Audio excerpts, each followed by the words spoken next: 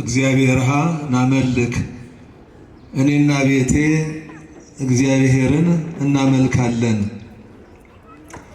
መጽሐፈ ኢያሱ ምዕራፍ 24 ቁጥር 15።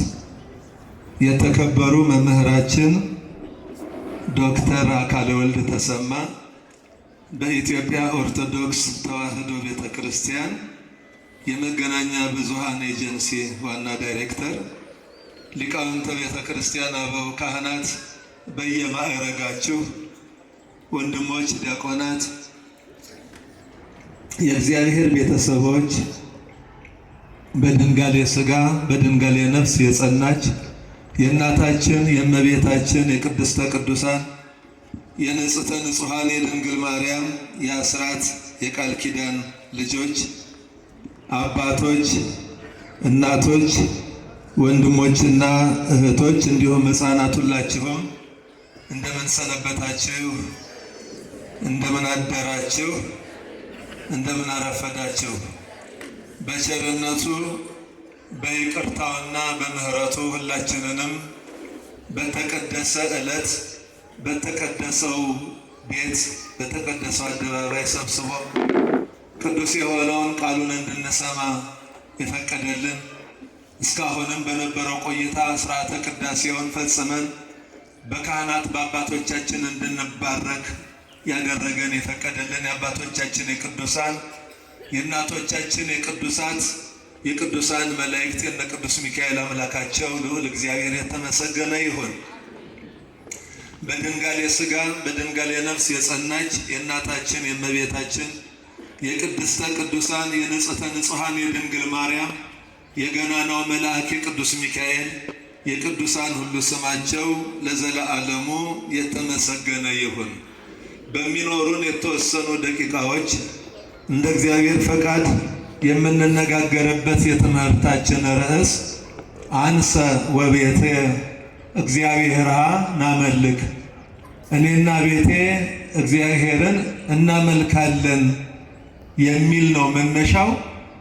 በዚህ መነሻነት የምንነጋገረው ስለ ኦርቶዶክሳዊ ቤተሰብ ይሆናል። መነሻችን ኃይለ ቃሉ በመጽሐፈ ኢያሱ ላይ የሚገኝ ምዕራፍ 24 ቁጥር 15 ላይ ነው። በሱ መንደርደሪያነት የምንነጋገረው ስለ ኦርቶዶክሳዊ ቤተሰብ፣ ስለ እያንዳንዳችን ሁላችንንም ከልሂቅ እስከ ደቂቅ ከአረጋዊ እስከ ሕፃን ሁላችንንም ስለሚመለከተው ጉዳይ ይሆናል። እግዚአብሔር አምላካችን የራቀውን ምስጢር አቀርቦ የረቀቀውን አጉልቶ የጠመመውን አቅንቶ የጎደለውን ሞልቶ ማስተዋሉን ጥበቡን ለሁላችንም ሰጥቶ እንዲያስተምረን፣ እንዲመክረን፣ እንዲገስጸን፣ እንዲያጽናናን፣ እንዲያረጋጋን ቅዱስ ፈቃዱ ይሁንልን። እኔና ቤቴ እግዚአብሔርን እናመልካለን። ይህንን ኃይለ ቃል የተናገረው ኢያሱ ነው። ከሙሴ በኋላ ሕዝበ እስራኤልን እየመራ ርስትን ያካፈለ ምድረ ርስትን ያወረሰ በእግዚአብሔር ፈቃድ ለአባቶቻቸው ለአብርሃም፣ ለይስሐቅ፣ ለያዕቆብ እግዚአብሔር አምላክ በገባላቸው ቃል ኪዳን መሰረት ርስትን ያካፈለ በሙሴ እግር ስር ያደገ በኋላም ደግሞ ኃላፊነቱን ተረክቦ ሕዝቡን ወደ ምድራዊት ኢየሩሳሌም ወደ ተስፋይቱ ምድር ወደ ከነዓን ያደረሰ በዚያም ርስትን ያካፈለ ኢያሱ ነው የተናገረው። እግዚአብሔር አምላክ ለአባቶቻቸው በጥቅሉ ለእስራኤላውያን ያደረገውን መልካም ነገር በጉዟቸው በ40 ዓመት ጉዞ ያደረገላቸውን መልካም ነገር ዘርዝሮ ካስታወሳቸው በኋላ የምታመልኩትን ምረጡ አላቸው። እስራኤላውያን ጽኑዓነ አልባብ ልቡናቸው የጸና ወደ እግዚአብሔርም ሲመለሱ ለአምልኮት በጣም ጽኑ፣ እንደገና ደግሞ ሲወጡም ደግሞ እንደዚያው አንዴ ወደ ግራ አንዴ ወደ ቀኝ እያሉ የሚያስቸግሩ ሕዝቦች ስለሆኑ እነሆ መጨረሻ ላይ የመጨረሻውን ድምፅ ያሰማበት ነው ኃይለ ቃሉ። የመጨረሻው እንደ ኑዛዜ ቃል ማለት ነው። እኔና ቤቴ እግዚአብሔርን እናመልካለን፣ እናንተ የምታመልኩትን ምረጡ። እግዚአብሔርን እናመልካለን ካላችሁ እግዚአብሔርን አምልኩት፣ ከሁሉም ተለይታችሁ ርቃችሁ። አይ ጣዖታትን እናመልካለን ካላችሁ አምልኩ፣ ለዩ፣ ሚናችሁን ለዩና የምታመልኩትን ምረጡ አላችሁ። የምንኖረው በፈቃዳችን ስለሆነ ማለት ነው። ካፈጣጠራችን ጀምሮ የሰው ልጅ ሲፈጠር በነፃ ፈቃድ ነው የተፈጠረው። ነፃ ፈቃድ ይባላል። በቴዎሎጂ ፍሪ ዊል ይሉታል። ነፃ ፈቃድ የወደድነውን በራሳችን ወስነን እንድናደርግ ነው እግዚአብሔር የፈጠረን። ተገደን እንድናመልከው አይደለም። ተገደን ሳይሆን ወደን መርጠን ነው የምናመልከው። ስለዚህም ቅዱስ ዳዊት በመዝሙር 27 ላይ ዘእንፈቃዴ አአምኖ ይላል። ወድጄ ፈቅጄ አምነዋለሁ አመልከዋለሁ ይላል። መስዋዕትም ሲያቀርብ መዝሙር 53 ላይ ደግሞ እለፍ ይልና ዘእንፈቃዴ እሰውለከ ፈቅጄ ወድጄ እሰዋልሃለሁ ይላል። የአንደበትም ምስጋና ይሁን የተለያየ ማንኛውንም አይነት መስዋዕት ወድጄ ፈቅጄ መርጬ ደስ ብሎኝ ነው የማቀርብልህ ይላል ቅዱስ ዳዊት። ስለዚህ ነው ኢያሱ እንዲመርጡ የሚነግራቸው። አዳምና ሔዋንም በድለው የወጡት ነፃ ፈቃዳቸውን አላግባብ ተጠቅመው ነው። ነፃ ፈቃድ አለን። ነፃ ፈቃዳችንን በአግባቡ ከተጠቀምንበት እንከብርበታለን። ነፃ ፈቃዳችንን በአግባቡ ካልተጠቀምን ደግሞ እንጎዳበታለን። ስለዚህ በነፃ ፈቃድ ወደን ፈቅደን ነው አሁን ሁላችንም ለምሳሌ አሁን የመጣን። ካህናቱ ወደው ፈቅደው ነው የሚያገለግሉት። ካህን የሆኑት በእግዚአብሔር ምርጫ ወደው ፈቅደው፣ ማህሌት ሲቆሙ ወደው ፈቅደው፣ ሰዓታት ሲቆሙ ወደው ፈቅደው፣ ሲቀድሱ ወደው ፈቅደው ደስ ብሏቸው።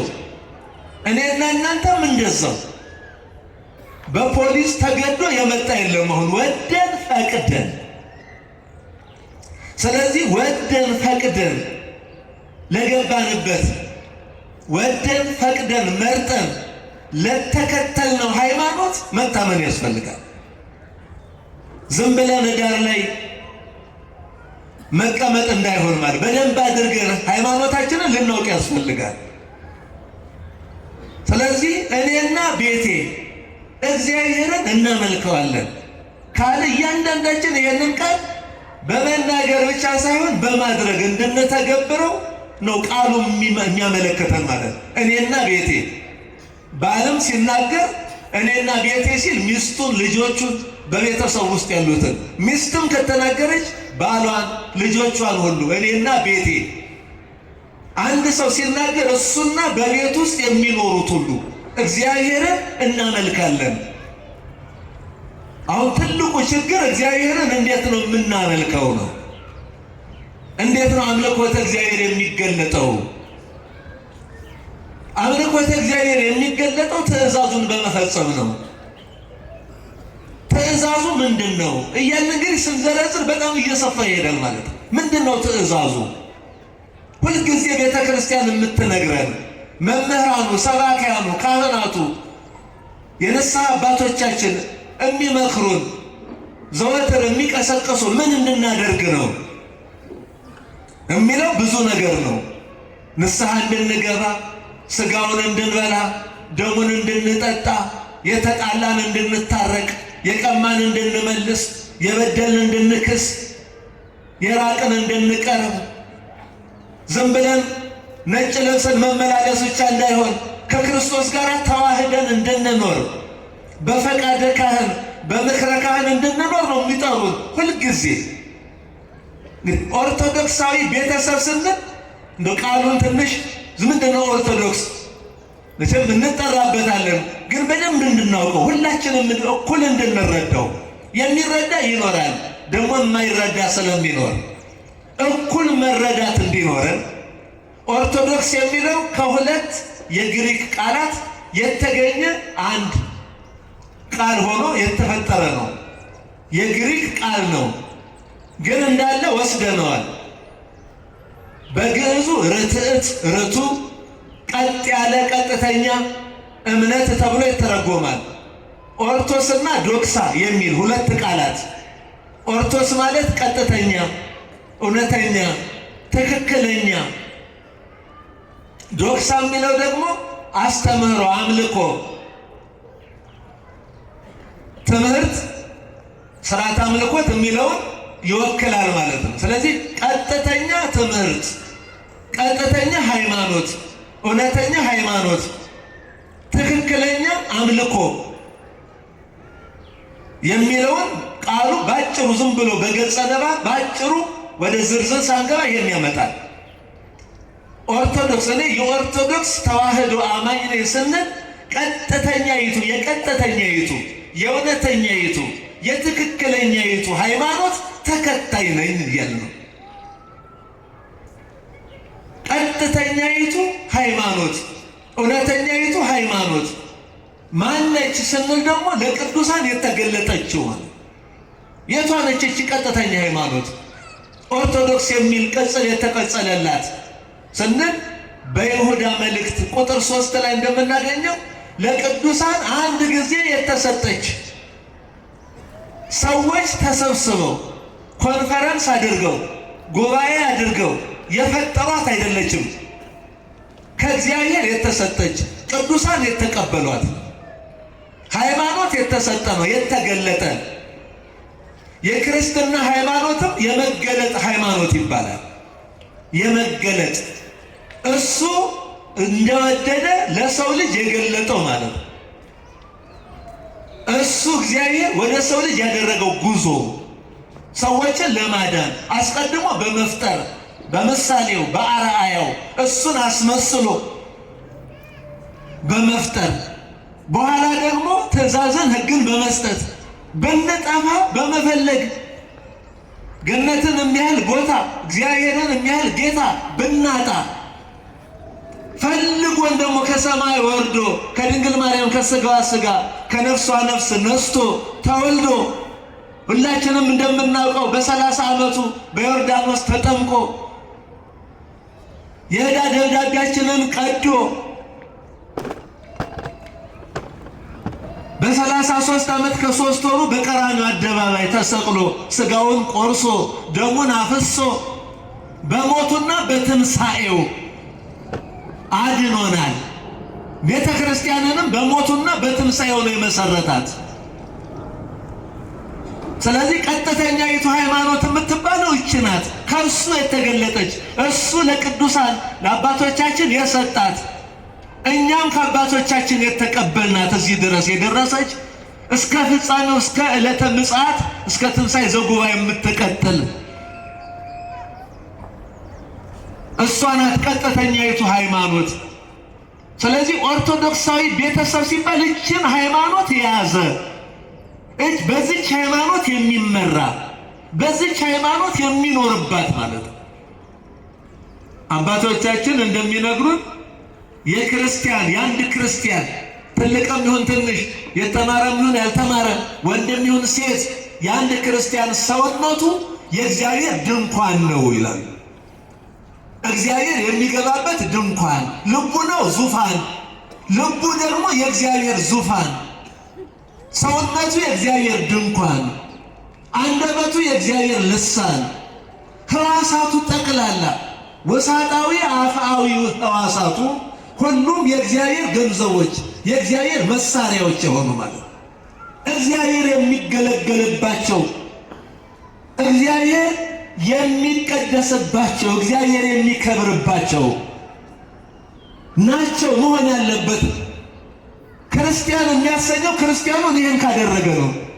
እሱ የእግዚአብሔር ዙፋን ከሆነ ልቡናው የእግዚአብሔር ዙፋን፣ ሰውነቱ የእግዚአብሔር ድንኳን፣ አንደበቱ እግሩ ምኑም የእግዚአብሔር መሳሪያ ሲሆን ማለት ጠቅላላ እሱ የእግዚአብሔር ሲሆን ለእግዚአብሔር ሲሰጥ ጊዜውን ሀብቱን ብቻ አይደለም ራሱን ሲሰጥ ለእግዚአብሔር የሰጠ ከሆነ ክርስቲያን ይባላልና እንደዚያ ነን ወይ ነው አሁን መገምገም ያለብን። እኔ እንደዛ ነኝ ወይ? ሰውነቴ የእግዚአብሔር ድንኳን ነው ወይ? ልቡናዬ የእግዚአብሔር ዙፋን ነው ወይስ የማን ዙፋን? አንደበቴ እግዚአብሔር ልሳን ነው ወይ? ምንድነው በአንደበቴ የሚወጣ? በልቦና የሚወርድ የሚወጣ የሚመላለስ ምን ሐሳብ ነው? የእግዚአብሔር ሐሳብ ወይስ የሰይጣን? ዘላለማዊ የሆነ ሐሳብ ወይስ ጊዜያዊ? ሰማያዊ የሆነ ወይስ ምድራዊ? የትኛው ሐሳብ ነው በልቦና የሚወጣ የሚወርደው? ልቡናዬ የማን ዙፋን ነው? ማን ነው የሚወጣበት? ማን ነው የሚመላለስበት? ማን ነው የሚቀመጥበት? ማን ነው የሚያድርበት? መፈተሽ ያለበት ይሄ ነው። መፈተሽ ያለበት ክርስቲያን ይሄ ነው። በአንደበቴ አንደበቴ የእግዚአብሔር ልሳኑ ነው ወይ? እሱ የሚመሰገንበት፣ እሱ የሚከብርበት፣ መልካም ነገር ብቻ የሚነገርበት፣ እውነት ብቻ የሚነገርበት አንደበት ነው ወይ? አንደበቴ ሰዎችን የሚያጣላ ነው ወይስ የሚያስታርቅ? ምን አይነት የኔ አንደበት ማን የተቆጣጠረው? ሐሜት፣ አሉባልታ ወይስ ጥላቻ ወይስ ፍቅር? ሰላም ወይስ ሁከት? ምንድነው በአንደበት የሚነገር? እግሮቼ ወዴት ነው የሚሄዱ? የእግዚአብሔር መሳሪያ ከሆኑ እግሮቼ ወዴት ነው የሚጣደፉ? ነጋ ለኪዳን፣ መሸ ለቁርባን፣ ወደ ቅድስና ስፍራ ነው? መልካም ወደሚሰራበት ስፍራ ነው ወይስ ወዴት ነው እግሮች የሚጣደፉ?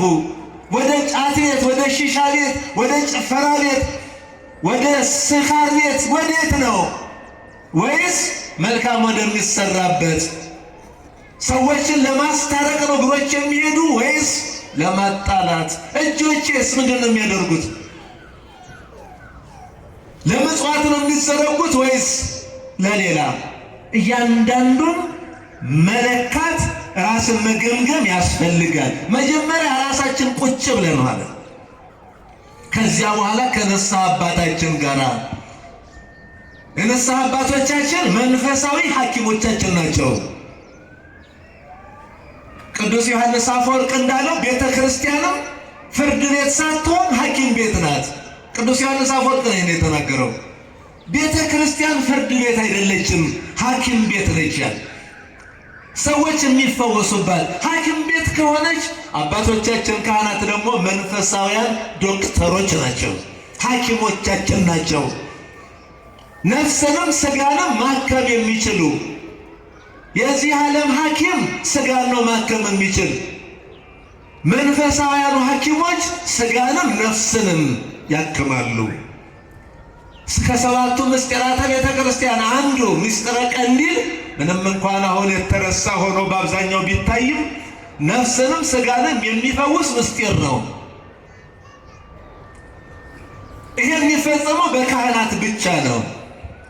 ሐኪም ቤት ናት የምንፈወስባት፣ ቁስለ ስጋ ቁስለ ነፍሳችንን የምንታከምባት፣ ስርየተ ኃጢአት የምናገኝባት፣ ከእግዚአብሔር ጋር የምንታረቅባት፣ ስጋውን በልተን ደሙን ጠጥተን ከክርስቶስ ጋር የምንዋሃድባት። አሁን ይህንን እያደረግነው ነው ወይ ነው? ሁልጊዜ እናያለን። ልጆቻችንን አቁርበን ነው የምንመለሰው። አንድ ሰዓት ተኩል የሚፈጅ የቁርባን ጊዜው በአብዛኛው 99% በሚባል ደረጃ ሕፃናት ልጆቻችንን ነው አቁርበን እኛ የምንመለሰው። ጥሩ ነው፣ ልጆቹ መቁረባቸው ጥሩ ነው። ግን ከነሱ ይልቅ የሚያስፈልገን ለኛ ነበር፣ ለትልልቆቹ። ታማሚዎቹ እኛ ነና፣ በሽተኞቹ እኛ ትልልቆቹ ነን፣ ሕፃናቱ አይደሉም። ሕፃናቱ በጸጋ እግዚአብሔር እንዲያድጉ መቁረባቸው ይረዳቸዋል። ዳሩ ግን በሽተኞች አይደሉም፣ እነሱ ንጹሐን ናቸው። ስጋው ተቆርሶ ደሙ ፈሶ ላይ የሚሰጠው መድኃኒተ ስጋ መድኃኒተ ነፍስ ሊሆን ነው። ንስሐ ገብተን ቀኖናችንን ፈጽመን ይህንን በየዕለቱ በካህናት አባቶቻችን አማካኝነት የሚሰዋውን መድኃኒተ ስጋ መድኃኒተ ነፍስ የሆነውን ክርስቶስ ከኛ ጋር ተዋህዶ የሚኖርበትን ስጋውን በበላን ደሙን በጠጣን ጊዜ ክርስቶስን ነው የምንቀበለው። ክርስቶስ ነው የሚያድረው። ክርስቶስ ደግሞ ለእኛ ነው ለበሽተኞቹ የመጣው ነግሮናል። ሐኪምን የሚፈልጉት በሽተኞች እንጂ ደህነኞች አይደሉም ብሎ በወንጌሉ አስተምሮናል። ሐኪምን የሚፈልጉት አቃቤ ሥራይን የሚፈልጉት ታማሚዎች ናቸው። እኔ የመጣሁት ጤነኞች ነን ጻድቃን ነን ለሚሉ አይደለም። ጸሐፍተ ፈሪሳውያን እንደዛ ይታበዩ እንደዛ ይመኩ ይመጻደቁ ስለነበረ ጻድቃን ነን ለምትሉ ንጹሐን ነን ለምትሉ ለእናንተ አይደለም እኔ ሰው የሆንኩት። ኃጥአን ነን በደለኞች ነን አበስን ገበርን በድለናል እግዚአብሔር ሆይ ለሚሉ ለሚጸጸቱ ንስሐ ለሚገቡ ራሳቸውን ዝቅ ለሚያደርጉ በደለኝነታቸውን ኃጢአተኝነታቸውን ለሚታመኑ ለነሱ ነው ሰው የሆንኩት ነው ያለ ለነሱ። ስለዚህ ካህናት አባቶቻችንም አገልግሎታቸው ጤነኛ ነኝ እኔ ጻድቅ ነኝ ምንም አያስፈልገኝም ብሎ ለሚመጻደቅ አይደለም። የሚመጻደቀው ካዋጣው ይመጻደቅ ለሱ አይደለም አገልግሎቱ ሁሉ። በደለኞች ነን ኃጥአን ነን ሕሙማን ነን ታማሚዎች ነን። በሽተኛ ነኝ አባቴ ፈውሱኝ፣ አምላኬን እግዚአብሔርን በድያለሁ አሳዝኜዋለሁ አስታርቁኝ ለሚሉ ለምንል እንደዛ ነን ወይ ነው? ሕፃናቱን አቁርበን በሽተኞቹን እንመለሳለን። መድኃኒቱ ጋር ደርሰን መድኃኒቱ አጠገብ ደርሰን ጤነኞች ልጆቻችንን አቁርበን በሽተኞቹ እኛ መድኃኒቱ የሚያስፈልገን በመድኃኒቱን አይተን እንመለሳለን። በሥጋዊው በዓለማዊው በዚህ ዓለም በሚገኘው ሐኪም ቤት እኮ እንደዛ እናደርግም ማለት ጤነኞችን እኮ አንወስድም ማለት ጤነኛ ምናልባት በሽተኛውን ሊያሳክም ይሄዳል። ደግሞ ምናልባት ቼክአፕ እስቲ አጠቃላይ ምርመራ አድርግ ብሎ ሊመረመር ይችላል። ደም ብዛቱን ስኳሩን ምኑን እስቲ ልየው ለማንኛውም ብሎ ሊያረጋግጥ ይችላል። ወደ ሐኪም ቤት የሚሄደው ታማሚ ነው። ከዶክተሩ ዘንድ የሚደርሰው ታማሚው ነው። የሚመረመረው የሚታከመው ቀዶ ጥገና ሌላ ሕክምና የሚደረግለት ታማሚው ነው። በሽተኛው ሄዶ ይታከማል። ከታከመ በኋላ በአግባቡ ሐኪሙ ያለውን ነገር አትጠጣ ያለውን ይተዋል፣ አትብላ ያለውን ይተዋል። ከምግብ በፊት ይህን ያህል ቀደም ብለህ በቀን 4 ጊዜ ወይም 3 ጊዜ እንዲህ አድርገህ ሲል በጥንቃቄ አላርም እየሞላ ኪኒኒውን ይወጣል። ወደ መንፈሳዊው በሽታ ሲሆን ግን ሁላችንን እንዘናጋለን። ለበሽታችን ለመንፈሳዊው ደዌያችን ለመንፈሳዊው ሕመማችን አብዛኞቻችን ዳተኞች ነን፣ ግዴለሾች ነን። መታመማችንም የማይታወቀን እንኖር ይሆናል አላውቅም። ግን ሁላችንም ታማሚዎች ነን ሁላችንም። ለዚህ ነው በቅዳሴያችን እለ ውስተ ንስሐ ሀሎክሙ አትሕቱ ርእሰክሙ፣ በንስሐ ውስጥ ያላችሁ ሰዎች ራሳችሁን ዝቅ ዝቅ አድርጉ የሚለው ዲያቆኑ። የዚህ ጊዜ ራሱን ዝቅ ዝቅ የማያደርግ የለም ከፓትርያርኩ እስከ ታች። ለምን? ሁሉም የሚኖረው በንስሐ ውስጥ ስለሆነ። በንስሐ ውስጥ አይደለሁም ማለት ሌላ በደል ስለሚሆን፣ ስለዚህ ሁሉም አንገቱን ሰበር ያደርጋል፣ ዝቅ ዝቅ ያደርጋል። ርዕሰ ልቡናውን በተለይም የልቡናውን ርዕስ የልብ ርዕሳችንን ራሳችንን ዝቅ እናደርጋለን። አዎ አበስኩ ገበርኩ እንላለን። በድያለሁ አምላኬ ሆይ ይቅር በለኝ እንላለን። ስለዚህ ነው ቅዱስ ዮሐንስ አፈወርቅ ሐኪም ቤት ናት፣ ፍርድ ቤት አይደለችም። ካህናቱን ፈራጆች ሳይሆኑ ሐኪሞች ናቸው። ፈራጆች አይደሉም፣ ሐኪሞች፣ የማይሰለቹ ሐኪሞች። ሁልጊዜ ነገም በደላችንን መተን ብንናዘዝ መክረው ገስጸው በጸሎትም እያገዙ ሁልጊዜም የሚናዘዙ። ምክንያቱም ሥጋዊው ሐኪም እንኳን አይሰለችማ። እንደምታውቁት በሥጋዊ ሕክምና እንደውም ሐኪሙ የሚቆጣው ስንዘገይ ነው። መቼ ነው የጀመረህ? 1-2 ወር ሆኖኛል። ለምን ቆየህ? ለምን ቆየሽ? ይሄን ያህል ጊዜ ስር እስኪሰድ በሽታው ለምን ቆየሽ ተብሎ ሐኪሞች የሚቆጡት ስንቆይ ነው በሽታችንን። ወዲያው ከሄደን ግን ጎበዝ እንኳን ቶሎ መጣሽ እንኳን ቶሎ መጣ ነው የምንባለው እንደምታውቁት። በዚህም የሆነው የበለጠ እንደውም በኃጢአታችን ስንውል ስናድር ካህናት አይደሰቱም። በየዕለቱ ንስሐ ስንገባ ነው የሚደሰቱ። በታመምን ቁጥር መጥተን ስንታከም የመጀመሪያው ሕክምና ከካህኑ ከሐኪሙ ዘንድ ደርሶ ምርመራ ማድረግ ነው። በሥጋውም እንደምታውቁት ምርመራ ነው የሚቀድመው። ሐኪም መድኃኒት አያዝም ሳይመረምር። አባቶቻችንን የመጀመሪያው ስራቸው ምርመራ ነው። ያወቅነውን ሁሉ እንናዘዛለን፣ የረሳነውን ደግሞ እነሱ ደግሞ ያውጣጡናል። ያልተናዘዝነውን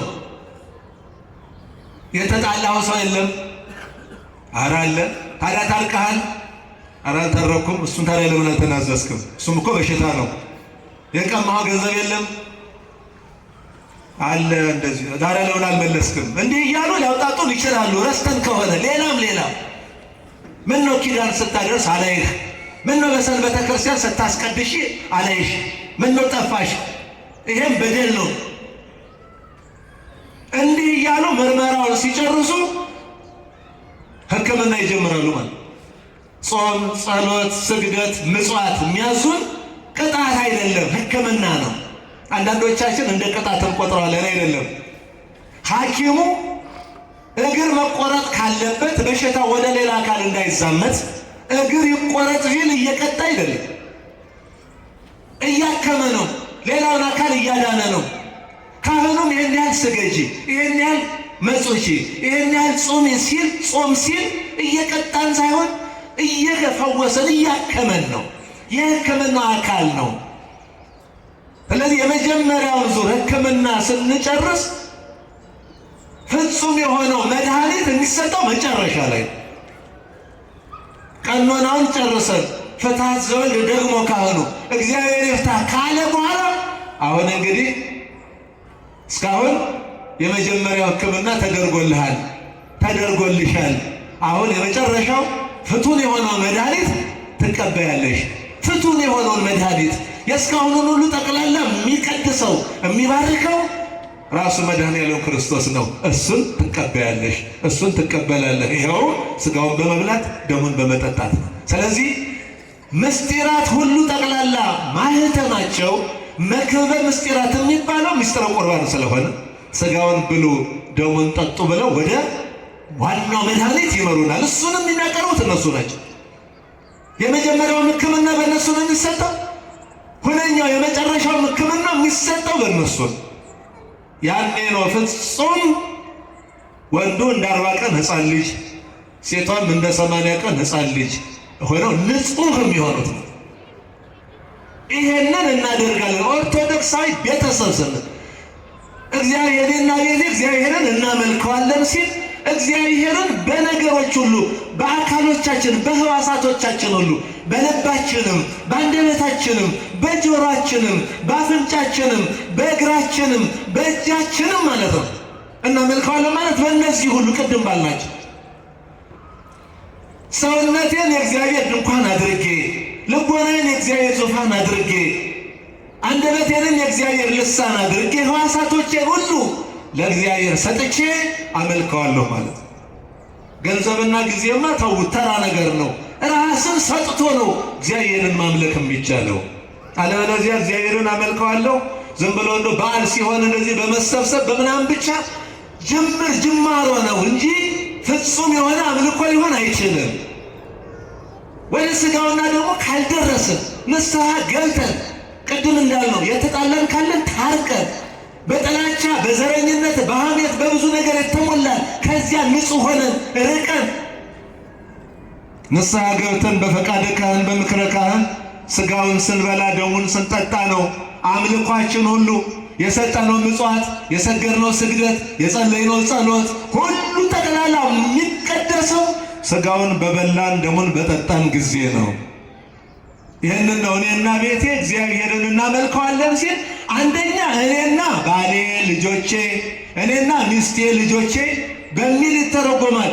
ሁለተኛው እኔና ሕዋሳቴ ማለት ቤተሰብ የሚለው ሕዋሳቱንም ነው።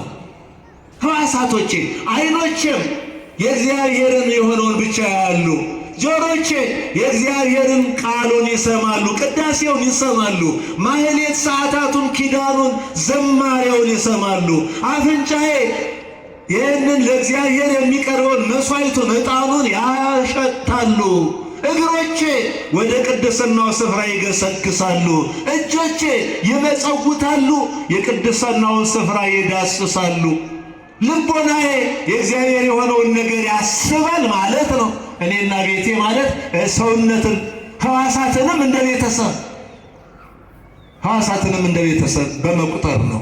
ስለዚህ ኦርቶዶክሳዊ ቤተሰብ እንድንሆን ነው። አሁን እውነተኛ ኦርቶዶክሳዊ ቤተሰብ ቅዱስ ጳውሎስ በቤታችን ያለች ቤተ ክርስቲያን ይላታል፣ እያንዳንዷን ቤት። ቅዱስ ዮሐንስ አፈወርቅ ደግሞ ትንሿ ቤተ ክርስቲያን ይላል። ትንሿ ቤተ ክርስቲያን፣ ትልቋ ቤተ ክርስቲያን መሰረት ድንጋይዋ በጳጳስ ይጣላል። ቅዳሴ ቤቷ በጳጳስ ይባረካል። ዞሮ በካህን ነው የምትከፈተው። በካህን ተባርካ በካህን ትከፈታለች፣ በካህን ትገለገላለች፣ ትቀደሳለች። ትልቋ ቤተ ክርስቲያን እናት ቤተ ክርስቲያን፣ ትንሿም እንደዛው በካህን ነው የምትባረክ፣ በካህን ነው የምትከፈት፣ በካህን ነው የምትመራ። በንስሐ አባቶቻችን ማለት ነው። ያለ ንስሐ አባት ክርስቲያን ነኝ ብሎ የሚኖር ካለ እሱ ዋጋ የለውም።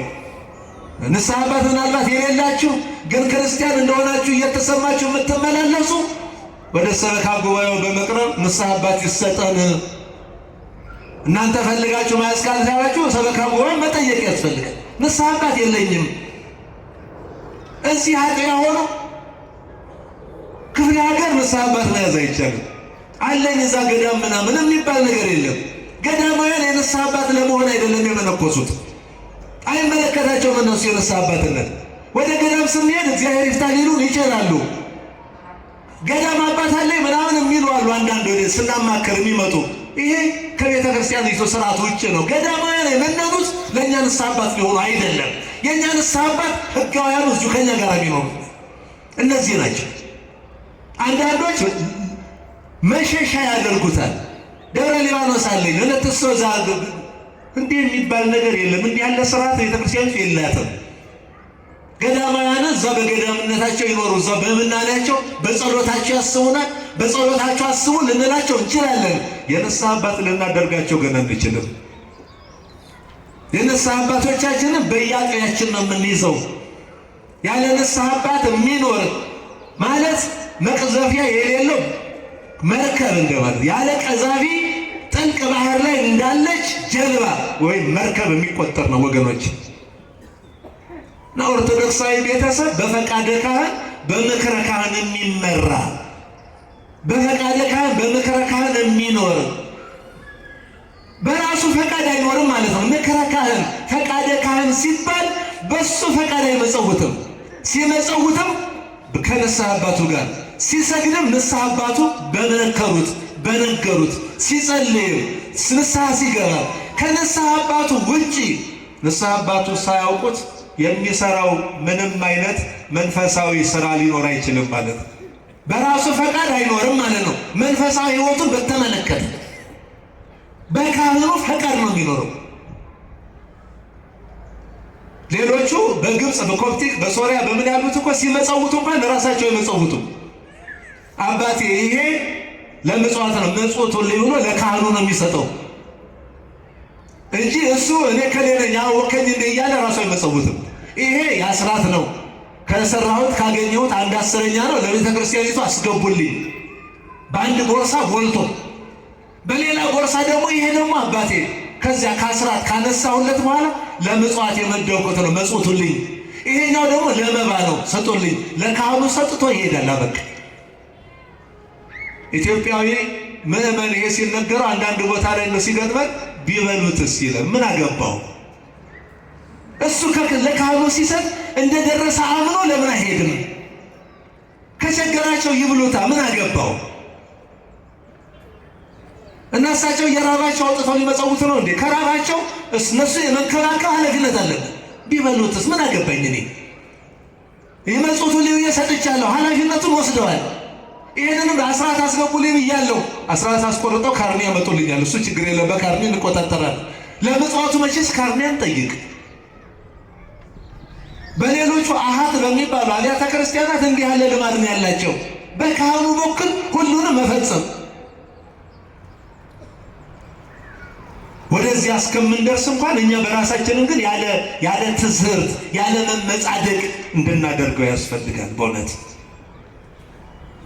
ሁለትም ሶስትም በስሜ በተሰበሰቡበት እኔ በመካከላቸው እገኛለሁ የተባለው እኮ ይሄ ነው። ሁለትም ሶስትም ባል ሚስት ልጆች እስከሚወልዱ ሁለት ናቸው። ከነሱ ይጀምራል ማለት ቤተሰብ። ሶስተኛ ሆኖ እግዚአብሔር ይገኛል። ልጆች ሲመጡ አራተኛ፣ ሌላ ልጅ ሲመጣ አምስተኛ።